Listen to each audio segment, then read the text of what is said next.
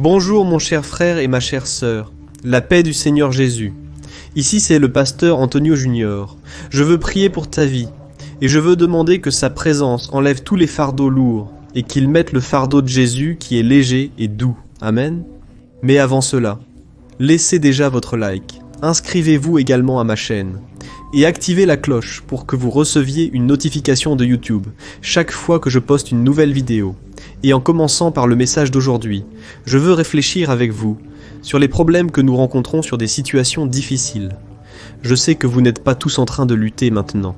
Beaucoup sont venus ici voulant simplement remercier Dieu pour les bénédictions. Mais nous savons que les déserts, les problèmes, les difficultés sont une réalité dans la vie de tous, et surtout dans la vie de ceux qui marchent sur le chemin du bien, de ceux qui marchent avec Dieu, avec Jésus. Ceux-ci passent par les plus grandes épreuves, parce que Dieu a besoin de prouver notre foi. Dieu a besoin de nous modeler notre caractère, et c'est la chose principale que Dieu veut faire dans notre vie, plus que de se soucier de notre bien-être. Dieu se soucie de notre caractère, parce que la Bible dit qu'il veut nous modeler et nous transformer à l'image de son Fils Jésus, et ressembler à Jésus est pratiquement impossible, parce que nous avons le péché en nous, et Jésus n'avait pas de péché. Nous avons des défauts, nous péchons à tout moment, et c'est pourquoi Jésus est venu nous enseigner. Quand il est venu dans ce monde, il n'est pas venu seulement pour nous libérer du péché, pour nous donner le salut. Il est venu pour nous enseigner comment vivre en présence du Père, comment avoir une relation intime avec Dieu, et il n'y a d'intimité avec le Seigneur qu'à travers la sainteté. Quand vous renoncez à votre péché, quand vous vous repentez sincèrement et décidez de marcher avec Dieu, alors le Seigneur, il pardonne vos péchés, et il enlève la barrière qui existait entre vous et Dieu. Et à partir de maintenant, vous commencez à avoir un contact direct. Et la Bible dit que les oreilles du Seigneur, elles ne sont pas bouchées, pour qu'il ne puisse pas vous entendre. La Bible dit aussi que ses mains ne sont pas rétractées, mais elles sont étendues pour vous bénir. Alors, vous devez y croire, même lorsque la vie est injuste, même lorsque vous traversez des afflictions, parce que Jésus n'a pas nié cette réalité. Il a dit que dans ce monde, nous aurions des afflictions. Et parfois, ces luttes viennent avec tant de force que nous pensons à abandonner. Nous voulons abandonner l'appel que Dieu a pour nous. Nous voulons abandonner les promesses, et nous renonçons à tout ce que nous avons conquis. Combien de personnes étaient prospères dans le passé ? Ces personnes marchantes avec Dieu avaient une foi opérante, une foi active, mais pour une raison quelconque, une déception, une fatigue spirituelle, peut-être une fatigue, cette personne a simplement arrêté de lutter. Cette personne a recommencé à se livrer au plaisir de la chair. Cette personne a arrêté de chercher, de lutter, parce que la Bible dit que le royaume de Dieu est pris par effort, et ceux qui font des efforts s'en emparent. Alors, ce n'est pas facile. Marcher avec Jésus est un renoncement. Il faut beaucoup d'efforts, de discipline. Ce n'est pas facile. Et si vous ne surveillez pas tous les jours, si vous ne cherchez pas Dieu tous les jours, vous pouvez vous refroidir dans la foi. Et c'est pourquoi nous avons prié tous les jours, aussi difficile que cela puisse être. Frère, prends ces minutes de ta journée pour chercher Dieu. Tu verras la différence que cela va faire. Et une fois le roi David, qui était un homme de Dieu, un homme selon le cœur de Dieu, il a aussi traversé ce moment difficile, où tu entres dans un bourbier de péché, c'est comme si c'était des sables mouvants. Et chaque fois que vous essayez d'en sortir, vous vous enlisez davantage, vous êtes encore plus pris dans le péché. Et David nous donne alors un exemple, une leçon qu'il a lui-même eue dans sa vie, et que cela serve d'inspiration pour vous. C'est là dans les psaumes 40, le verset 1 et le verset 2. Regardez ce que David a dit. « J'ai mis toute mon espérance dans le Seigneur. Il s'est penché vers moi et a entendu mon cri de détresse. Il m'a sorti d'un puits de destruction, d'un bourbier de boue, a posé mes pieds sur un rocher et m'a établi dans un lieu sûr. » Gloire à Dieu. Regardez cela, frères. Ici, David a dit qu'il a mis toute son espérance dans le Seigneur. Et qu'est-ce qui s'est passé ? Dieu s'est penché vers lui.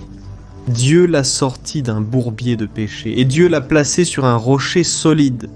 C'est donc ce que Dieu fait lorsque nous nous abandonnons totalement au Seigneur. Ça ne peut pas être à moitié. La Bible narre l'histoire de Salomon, fils du roi David. Il était aussi un homme de Dieu. un homme choisi par le Seigneur, un homme qui avait une sagesse incroyable. Il a écrit les livres des Proverbes, l'Ecclésiaste, un homme rempli du Saint-Esprit. Mais à un certain moment de sa vie, il a arrêté de lutter et il s'est alors impliqué avec des femmes. Et pas seulement les femmes de son peuple, mais aussi les femmes étrangères. Et Dieu avait déjà averti son peuple qu'il ne pouvait pas s'impliquer avec les femmes d'autres peuples, parce qu'elles adoraient d'autres dieux. Des dieux qui étaient faux, parce qu'il n'y a qu'un seul vrai Dieu. Mais Salomon, il s'est impliqué avec ces autres femmes, et la Bible dit qu'il a fini par avoir 1000 femmes avec lui. Et savez-vous ce qui est arrivé ? Il a commencé à adorer d'autres dieux. Il a commencé à laisser ses femmes placer les statues de faux dieux dans le temple du Seigneur. Et la Bible dit quelque chose de très intéressant. Que donc, Salomon, il ne servait plus Dieu de tout son cœur, comme son père David. Alors, frères, notre plus grand ennemi, c'est nous-mêmes. Nous courons le risque de servir Dieu à moitié, et cela Dieu ne l'approuve pas. La Bible dit que Dieu est sur le point de vomir. Ceux qui ne sont ni froids, ni chauds, ils sont tièdes. Alors nous ne pouvons pas être comme ça, d'accord ? Et je ne sais pas quel est le problème que vous rencontrez aujourd'hui. Peut-être est-ce dans le domaine sexuel. Combien de personnes traversent ce combat ? Combien de femmes ne connaissent l'amour que dans le domaine sexuel ? Elles ne savent pas ce qu'est un véritable amour, un amour sans arrière-pensée. Combien d'hommes commencent aussi très tôt dans le domaine sexuel, parce qu'ils ont été influencés par leurs parents, par leur père, voulant prouver une masculinité. Alors que cela ne prouve rien, nous pouvons prouver que nous sommes de vrais hommes, en étant des hommes fidèles, des hommes honnêtes, des hommes de Dieu. D'accord ? Alors, beaucoup de personnes traversent des luttes dans le domaine sexuel à cause de divers facteurs, mais Dieu est celui qui nous libère. Dieu a une solution.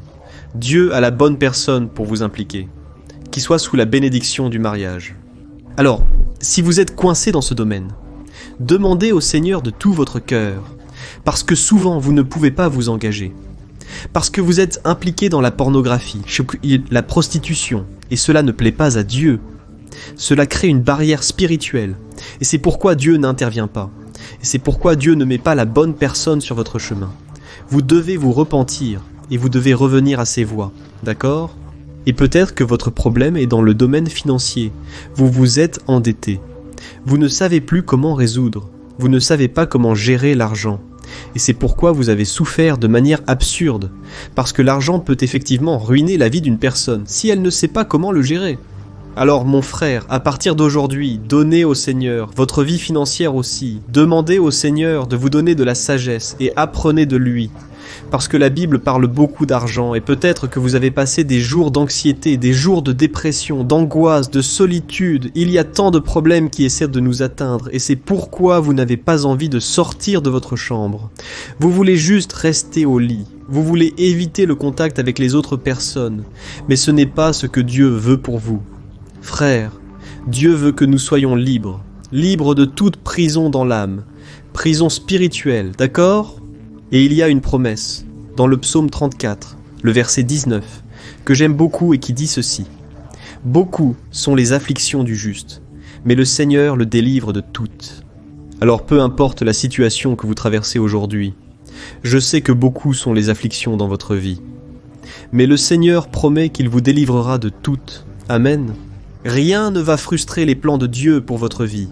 Et même si vous vous sentez la personne la plus faible de ce monde, la Bible dit que c'est précisément à ce moment que Dieu vous rend fort, parce que c'est dans nos faiblesses que la puissance de Dieu se perfectionne. Alléluia. Alors, faites simplement confiance au Seigneur, et nous allons faire une prière maintenant, et je crois que Dieu va vous libérer, Dieu va vous restaurer, et Dieu va faire en sorte que tout coopère pour votre bien. La Bible garantit que la volonté du Seigneur est bonne, parfaite et agréable. Alors, tout ce qu'il fait est bon, c'est pour votre bien. Et j'espère qu'il fera une belle œuvre à partir d'aujourd'hui dans votre vie, d'accord ? Alors maintenant, fermez vos yeux, et nous allons faire une prière ensemble. Ouvrez votre cœur, frère. Ouvrez votre cœur et donnez tout, sans réserve. Ça doit être de tout cœur, amen ? Alors, allons-y. Seigneur, mon Dieu et mon Père, je veux crier pour la vie et la foi de mon frère et de ma sœur qui regardent cette vidéo. Que tu continues d'avoir mon témoignage s'administrer pour cette parole et que cette personne puisse à tout moment te louer, ressentir ta présence. Qu'elle puisse, Seigneur, ressentir la joie et la libération de marcher avec Jésus et qu'elle puisse être si renouvelée que les gens autour d'elle remarqueront le changement que tu es en train de faire. Que les autres voient que ce n'est pas une religion, ce n'est pas une église qui change, ce n'est pas le pasteur, mais c'est ta parole, Seigneur.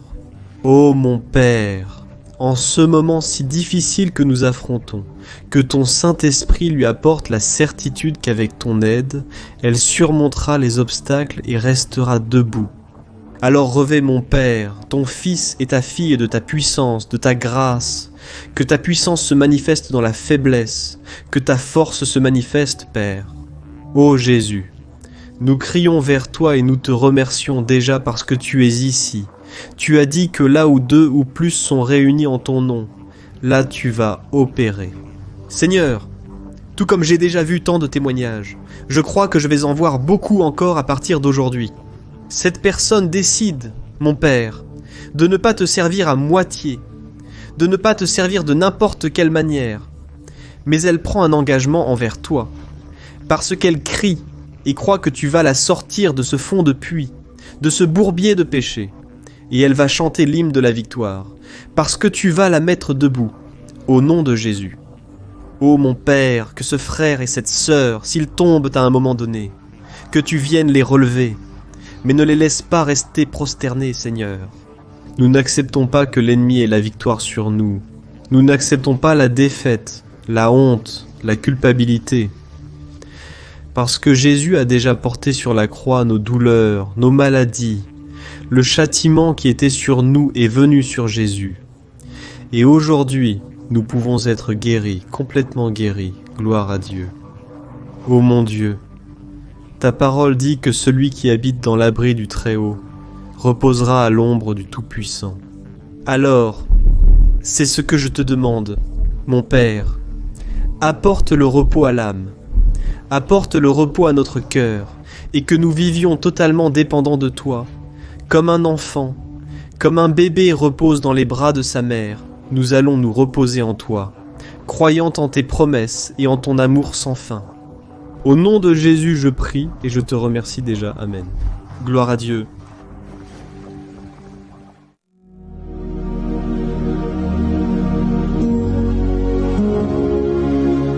Bonjour mes frères, la grâce et la paix de notre Seigneur Jésus-Christ. Ici c'est le pasteur Antonio Junior, et aujourd'hui je veux vous inviter à participer à cette prière pour notre vie spirituelle basée sur le psaume 91. Et avant que nous prions, j'aimerais beaucoup que vous laissiez ici votre demande de prière et que vous vous souveniez de quelqu'un avec qui vous pouvez partager cette vidéo. La bénédiction de Dieu doit être partagée. Nous ne pouvons pas la garder seulement pour nous, et je crois que cette prière marquera votre vie pour toujours. Vous qui traversez des épreuves, vous comprendrez la profondeur de ce psaume. Et peut-être vous demandez-vous, mais pasteur, pourquoi le psaume 91 ? Qu'est-ce qui est si spécial dans ce psaume ? Je vais vous montrer que c'est l'un des psaumes les plus connus de toute la Bible, et il y a une raison à cela.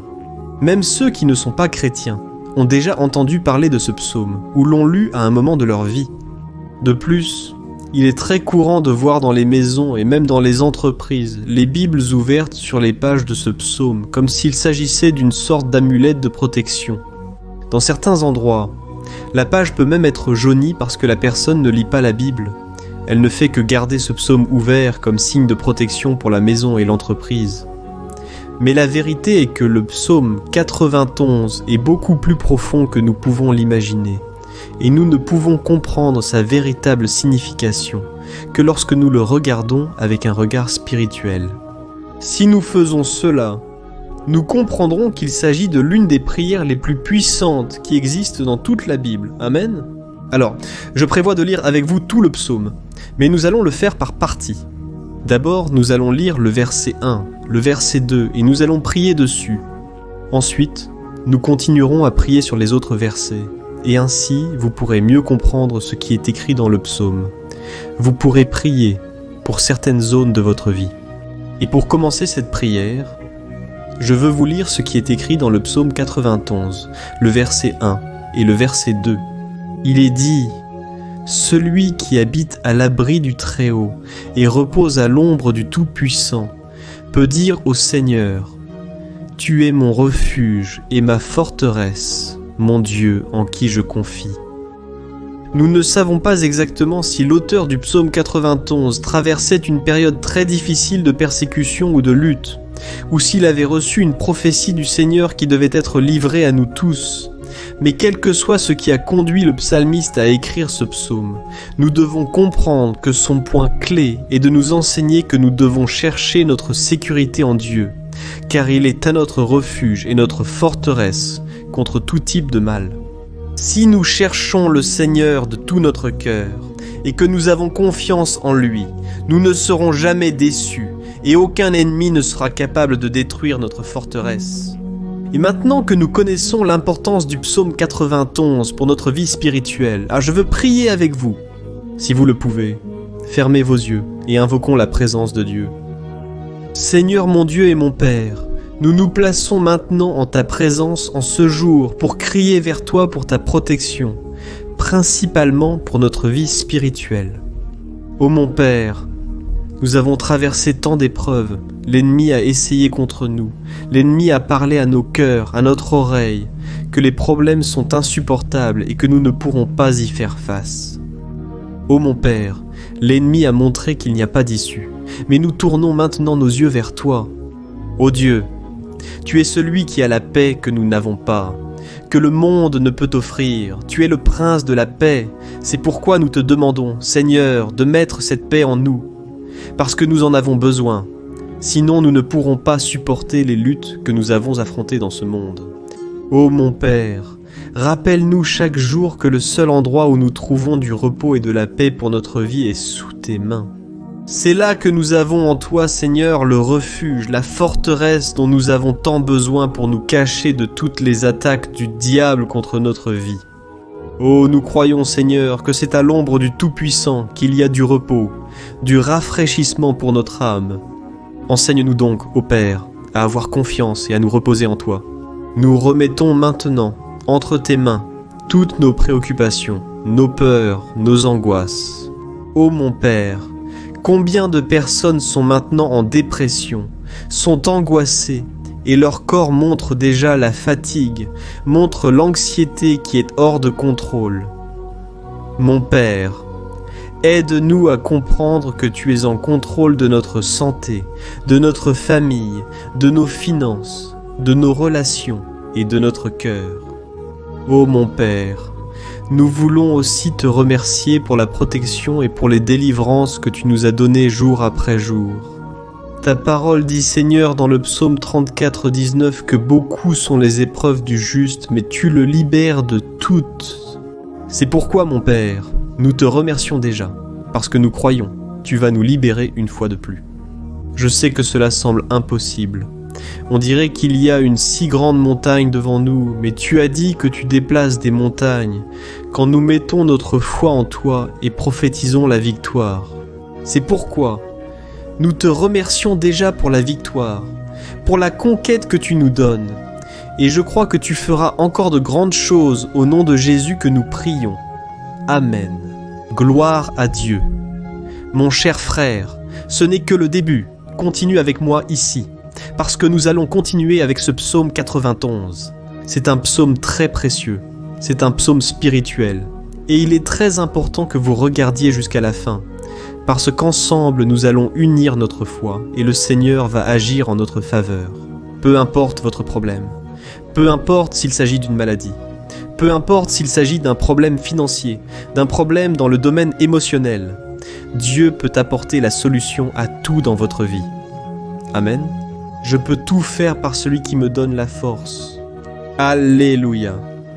Maintenant, je veux vous lire les versets en 3 et 4 du psaume 91. Il est écrit ainsi. Il te délivrera du piège du chasseur et du poison mortel.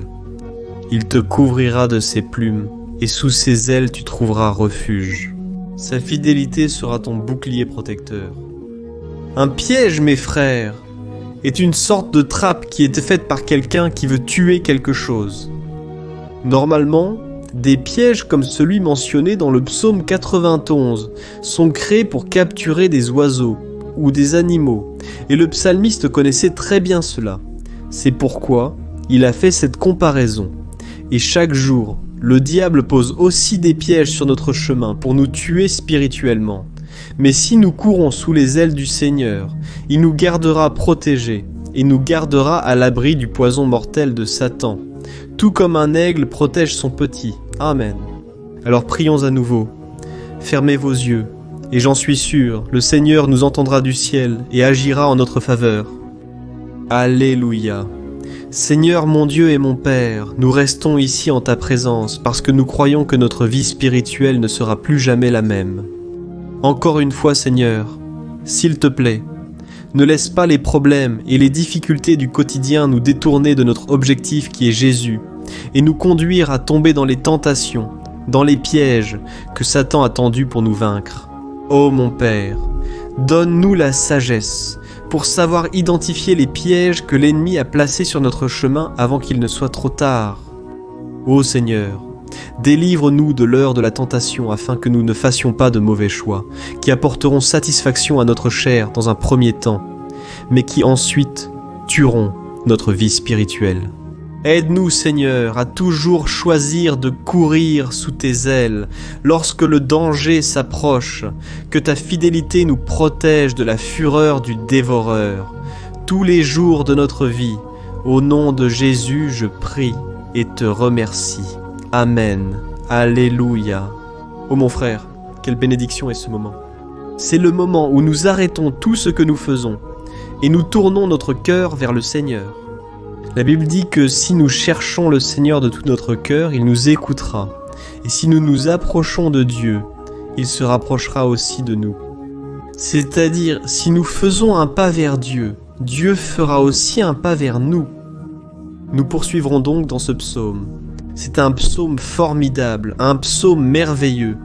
Et dans le verset 5 et le verset 6 où nous lisons la suite de ce psaume, il est écrit ainsi: « Vous ne craindrez pas la terreur de la nuit, ni la flèche qui vole de jour, ni la peste qui se déplace furtivement dans les ténèbres, ni la plaie qui dévaste à midi. » Alléluia. Certaines personnes affirment que ce psaume a été écrit par le roi David, tandis que d'autres disent que non. Mais qu'il en soit l'auteur ou non du psaume 91, ce passage a beaucoup à voir avec sa vie. En plus d'être berger, musicien et roi d'Israël, David était un grand guerrier, et tout au long de sa vie, il a ressenti dans sa chair ce que c'est que d'être la cible des flèches de ses ennemis, qui tentaient à tout prix de lui ôter la vie et de détruire la nation d'Israël. Mais même face à toutes ces attaques physiques et spirituelles contre sa vie et celle de son peuple, David ne se rendait pas, car il savait que s'il restait ferme dans le Seigneur, il n'aurait rien à craindre. Et nous chrétiens, devons avoir la même assurance que le roi David avait, car la parole de Dieu dit que la destruction et le jugement qui viendra sur tous ceux qui rejettent bien le Christ comme leur Seigneur et Sauveur. Mais nous qui faisons confiance au Seigneur serons protégés et épargnés du jour de l'épreuve. Alléluia. Je souhaite à nouveau prier pour toi. Ferme tes yeux et parlons au Père. Seigneur mon Dieu, nous nous mettons encore une fois en ta présence pour demander que tu nous bénisses et nous protèges des flèches que Satan lance contre nos vies et contre nos proches tous les jours.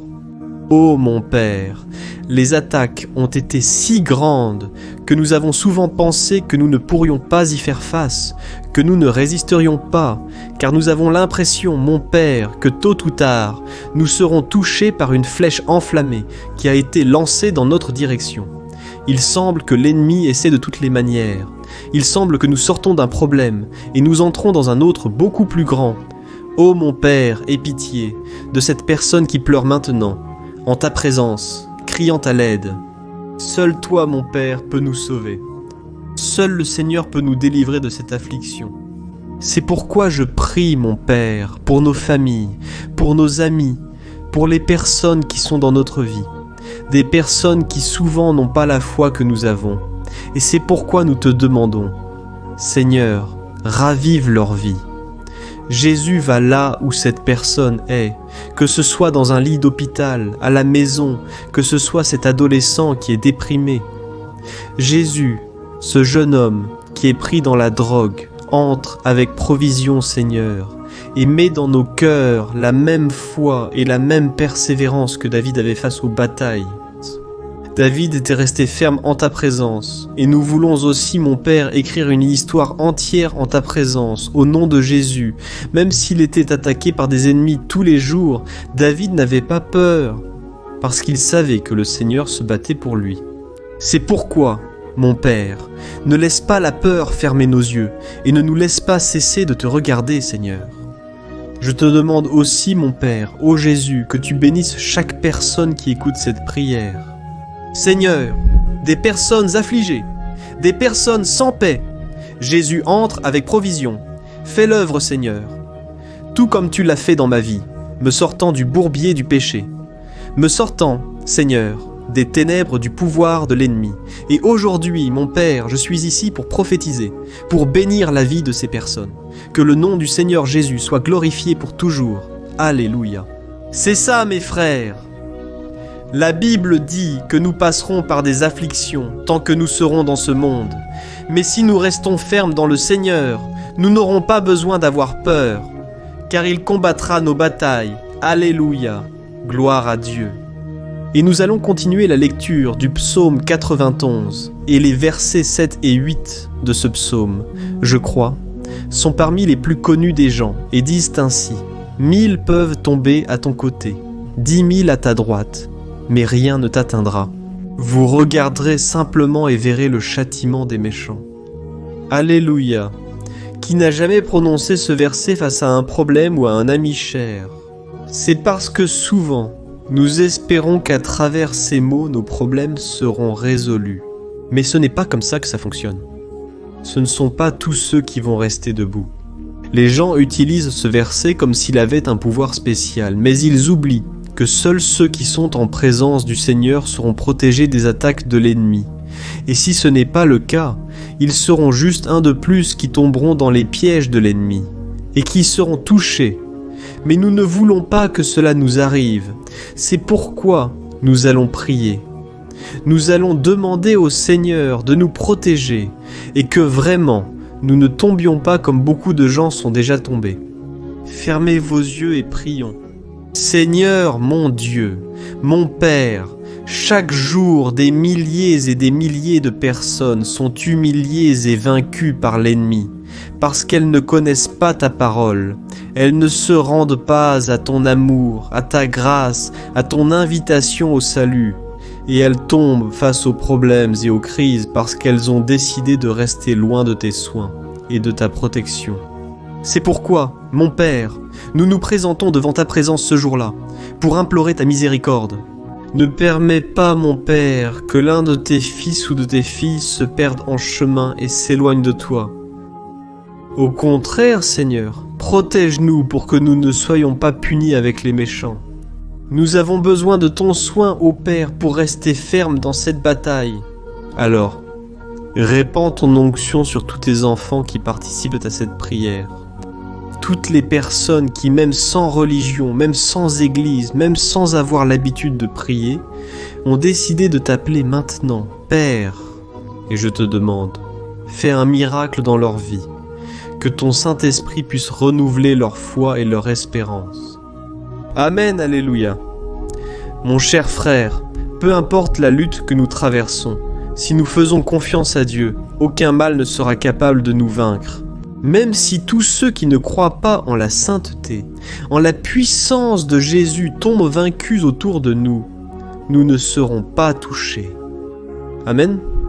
Alors nous allons décider à partir d'aujourd'hui de rester fermes dans la présence de Dieu, toujours obéissant à sa parole et faisant confiance en son pouvoir.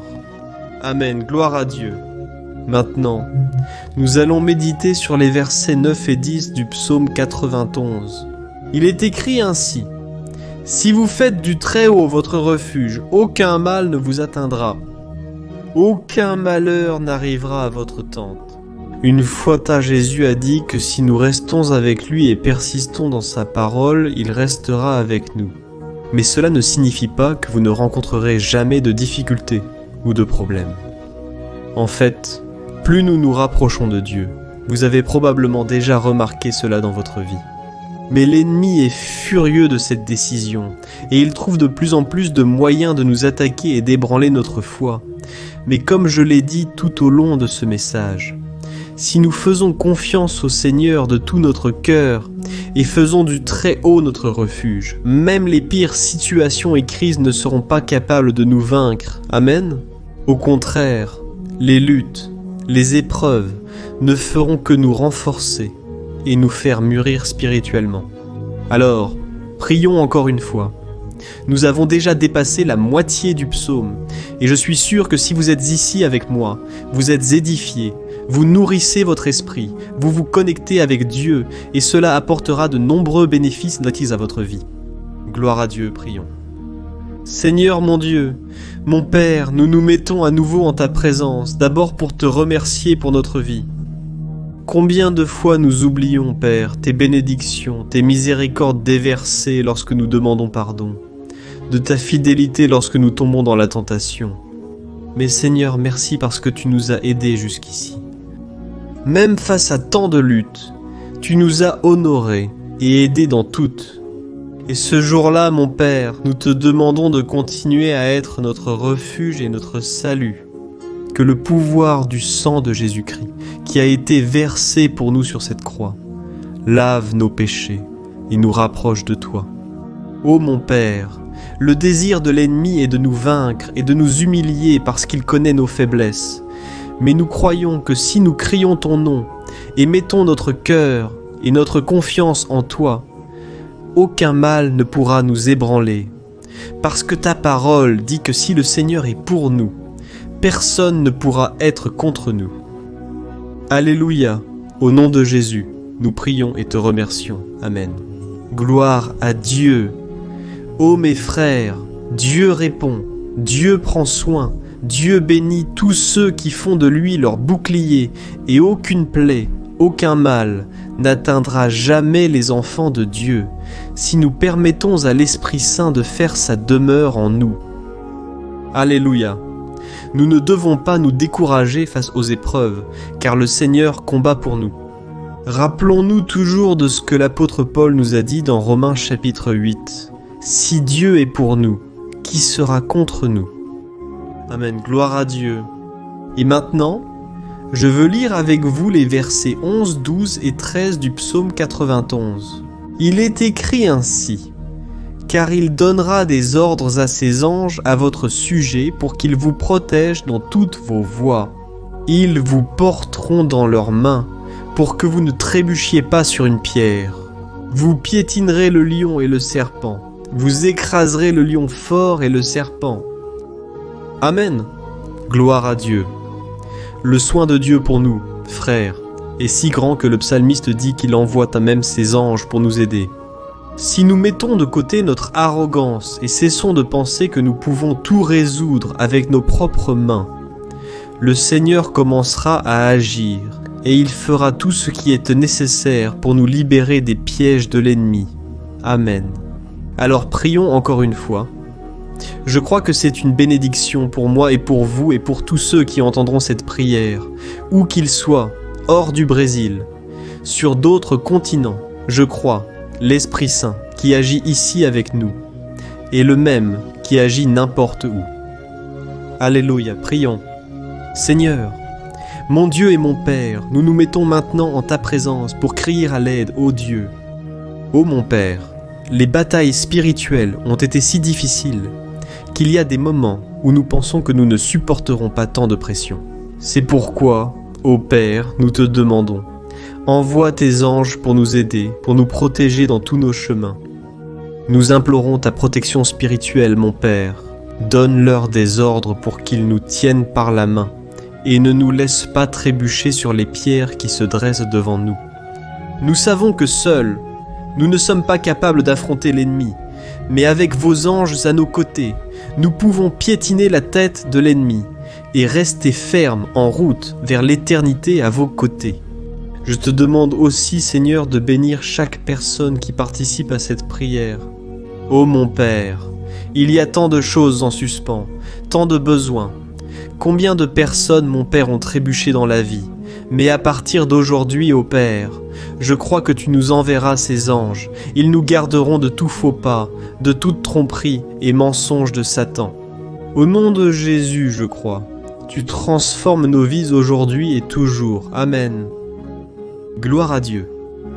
Frères, si nous reconnaissons qu'il est impossible d'avancer sans Dieu, nous ne trébucherons pas sur les difficultés qui surgissent pendant le voyage, et nous aurons assez de force pour affronter Satan et ses démons, et nous sortirons victorieux. Amen. Gloire à Dieu. Et maintenant, nous nous approchons de la fin du psaume 91. Si vous êtes arrivé jusqu'ici, sachez une chose, Dieu voit la sincérité de votre cœur. Vous n'avez pas ouvert cette vidéo par hasard. Dieu, il voulait te parler. Il voulait t'apaiser ton cœur. Et si tu veux écouter ce psaume encore une fois, 2 fois, 3 fois, tout cela te renforcera parce que Jésus a dit que mes paroles sont l'esprit et la vie.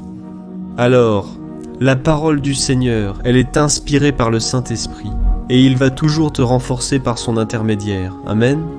Nous allons maintenant lire le verset 14, le 15 et le dernier verset 16. Amen. Il est écrit qu'ainsi, « Parce qu'il m'aime, je le sauverai, je le protégerai, car il connaît mon nom. Il m'appellera, et je lui répondrai, et dans l'adversité je serai avec lui. Je le libérerai, et le couvrirai d'honneur. Je lui donnerai une longue vie, et je lui montrerai mon salut. » Alléluia. Oh mes frères, comme j'aime ces versets. Jésus a dit que personne ni rien ne peut nous retirer de ses mains ou de la main du Père.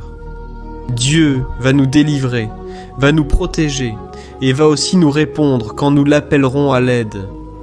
Grâce à Dieu pour cet amour si grand, le Seigneur nous aide à supporter les douleurs de ce monde et nous fait comprendre que tout ce qui se passe, que ce soit de bonnes ou de mauvaises choses, elles contribuent à notre bien. Amen? C'est ce que vous pensez? Je crois que tout ce qui se passe, toute attaque de l'ennemi, Dieu transforme en bonne chose. Dieu transforme la malédiction en bénédiction, les défaites en victoire. C'est notre Dieu qui nous aime et fait tout pour notre bien. Alléluia. Passons maintenant à la prière finale. Seigneur mon Dieu et mon Père, nous voulons te remercier parce que tu nous as amenés jusqu'ici. Merci beaucoup à Dieu pour chacun de ses fils. De ces filles qui ont assumé le but de participer à sa prière pour notre vie spirituelle. Je crois que le Seigneur a entendu chacune de nos demandes et qu'il agit déjà en notre faveur. Ô mon Père, ne nous laisse pas sans réponse quand nous crions à l'aide. Sois à nos côtés, Seigneur, dans les moments d'adversité et libérez-nous des pièges de l'ennemi contre nos vies. Je sais, Seigneur, nous ne le méritons pas. Nous faisons des erreurs tous les jours, nous péchons. Souvent nous sommes têtus. Mais ayez pitié de nous, Seigneur, et couvrez-nous de votre protection, de votre honneur, afin que notre vie serve de témoignage, afin que les autres puissent connaître votre amour et donner leur vie à Jésus-Christ. Garde, mon Dieu, chaque personne qui prie avec moi en ce moment, et montre-lui qu'il n'y a rien de mieux que de te servir et de t'adorer. Je te loue, ô Dieu, pour tout ce que tu as fait, pour tout ce que tu as déjà fait, et pour tout ce que tu feras encore dans nos vies. Amen, gloire à Dieu. Oh, alléluia. Frères, nous sommes arrivés à la fin de cette prière basée sur le psaume 91, et j'espère du fond de mon cœur que votre vie spirituelle subira cette transformation que vous recherchez tant. Je souhaite également que vous ayez pu comprendre que les psaumes sont un excellent endroit pour trouver du réconfort et de la sécurité lorsque vous traversez des batailles qui semblent impossibles à gagner.